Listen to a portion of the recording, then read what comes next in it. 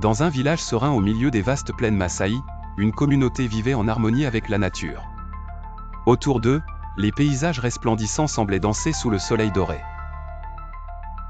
Parmi eux, Juma, un jeune homme au regard profond et à l'esprit curieux, était connu pour sa sagesse et son dévouement.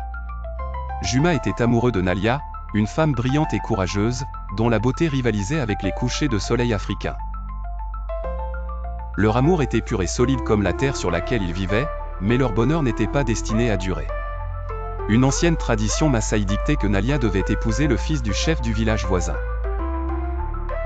Déchirée entre son devoir envers son peuple et son amour pour Juma, Nalia hésitait. Le village voisin, plus riche et influent, attisait la curiosité et la convoitise. Les promesses de prospérité et de puissance tentaient même les cœurs les plus loyaux. Juma, conscient de l'importance des traditions, ressentait néanmoins une peine profonde de devoir potentiellement perdre Nalia. Il se révélait de plus en plus difficile d'accepter que l'amour soit sacrifié sur l'autel des coutumes ancestrales.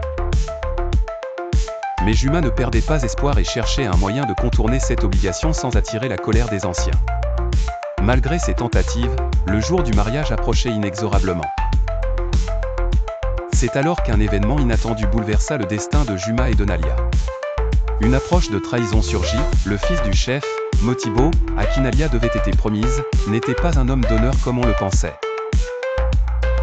Il avait secrètement l'intention de trahir l'alliance pour d'autres intérêts cachés. Avec l'aide de Nalia, Juma réussit à rassembler des preuves de cette trahison imminente et à les présenter aux anciens. Sciant l'imminente menace à leur honneur, les anciens annulent le mariage arrangé pour protéger leur village. Cette révélation libératrice redonne à Nalia la liberté de choisir son destin. Se sentant trahie par l'homme à qui elle était promise mais soutenue par son peuple, Nalia prend une décision courageuse.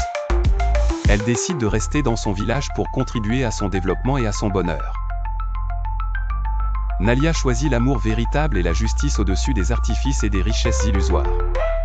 Les plaines Massaï voient enfin l'union de Juma et Nalia, une fête célébrée par tous, pleine de couleurs, de danse et de chants. L'amour avait triomphé, illuminant encore plus le riche environnement dans lequel ils vivaient. Leur histoire inspira le respect de tous, enregistrant leur amour non seulement comme une émouvante union, mais aussi comme un symbole de la force. Ainsi, l'équilibre entre amour et tradition était rétabli, et les chants de victoire résonnaient dans les vastes étendues du pays Massaï.